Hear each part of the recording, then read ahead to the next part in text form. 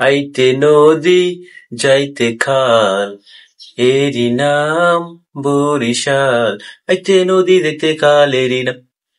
ভাইয়া, আসসালামু আলাইকুম রহমতুল্লাহি ওয়া বারাকাতুহু। আশা করি সকলে ভালো আছেন। আমি ব্যাপক ভালো আছি। ভালো থাকার মতো একটা মগো বরিশালে আমার সবচেয়ে ভালো আছে।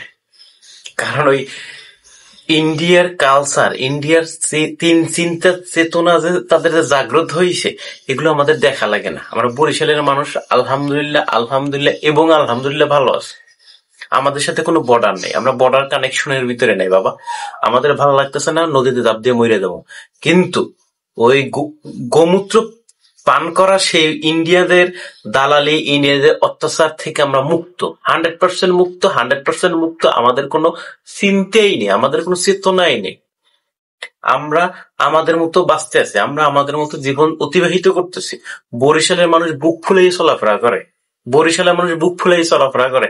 কিছুদিন আগে হয়তো আপনারা দেখেছেন, কিছুদিন আগে ঠিক আছে তাদের সীমানা পাইবো, বাংলাদেশের মধ্যে আরো 10 হাত পাইবো, ঠিক আছে। তো সীমানা দিচ্ছে, সেটা নিয়ে আমার আফসোস না, সেটা নিয়ে দুঃখ না।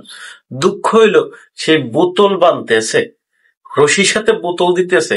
এটা নাকি সিস্টেম, এটা নাকি আবার তাদের নতুন মানে কি বলে ওই যে পদ্ধতি পন্থা।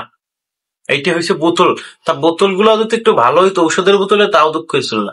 সবগুলো মদের বোতল, ম্যাক্সিমাম মদের বোতল। মদের বোতল বিজিবি, মানে বিজিবি তাদের প্রতিহত করছে, কিন্তু বিএসএফ যে তামসা শুরু করছে, বর্ডার গার্ড, ভারতের বর্ডার গার্ড যেটা শুরু করছে, তাদের যে বোতল যেটা শুরু করছে, এটা তো আসলে নিয়ে আমি কনফিউজড। কেমনে কি সম্ভব একটা বোতল, একটা ভালো বোতল দে, তোরা মদ খাওয়া বোতল দে, তো সেবাটা তোরা আজীবন জানছান যে তোরা একটু ভালো আছো, গোমূত্র পান করে, কিন্তু এখন তো দেখতেছে তোরা মদও খাও পর্যাপ্ত পরিমাণে। ডিফেন্সের সদস্যরা বোতল বানতেছে, সেটা হচ্ছে যে মদের বোতল। ম্যাক্সিমাম 2-1টা হয়তো বা থাকতে পারে ভালো সিরিপুরি ট্যাবলেটের বোতল টোতল থাকতে পারে, কিন্তু ম্যাক্সিমাম হচ্ছে মদের বোতল। আর এইগুলো হেরা টাঙ্গাইতেছে, আর এটা দিয়ে কি বুঝাইতেছে মানুষে। আমরা বরিশালের মানুষ আলহামদুলিল্লাহ ভালো আছি, বোতল মোতল টানাটানির ভিতরে নাই, আমরা বোতল দিয়ে দূরে আছি। আমাদের ভিতরে কোনো বর্ডার নাই, আমরা মনে না চাইলে বঙ্গোপসাগরে ঝাঁপ দিয়ে মরে যাবো। মাগার অন্তপক্ষে গোমূত্র পান করা সেই মানুষের সাথে একতাবদ্ধ ভাবে বসবাস আমরা করিব না। আমরা সবচেয়ে নিরাপদ জায়গায় আছি, পানি পান করি সকালবেলা থেকে সন্ধ্যাবেলা পর্যন্ত। অন্য ডিস্ট্রিক্টের মানুষ কি যে একটা মুসিবতের মধ্যে আছে বাবারে, তাদের বুঝাইতে হইলে আরো জন্মগ্রহণ করতে হবে।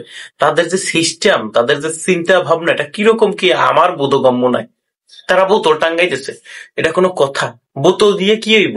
বোতল যদি তোমার টাঙ্গাইতে হয়, ভালো কিছু টাঙ্গা। এখন এরা কি পদ্ধতি, এটা নাকি আবার ফেসবুকে তোলপা সৃষ্টি করে দিতে, আধুনিক পদ্ধতি এটা।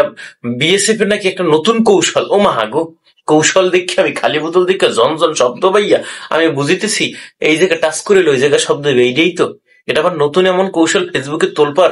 কিছু আকাটা মানুষ আছে না, তারা মোটামুটি একেবারে গরম করে হেলাইছে ফেসবুকটারে। আহারে খোদা, তুই বাংলাদেশে বসবাস করো, তুই ইন্ডিয়ার চাপা মারতে আসো, তাহলে তুই ইন্ডিয়া যাস না, তুই বাংলাদেশের কি? তুই বাংলাদেশে ঘুমাবি, বাংলাদেশে থাকতে স্বপ্ন দেখবি ইন্ডিয়া। এইসব জীবনে সম্ভব না বাবা, বাংলাদেশ এটি সম্ভব না। মানুষ এটা মানতেছে না, এটা ভালো চোখে দেখতেছে না, খারাপ চোখে দেখতেছে।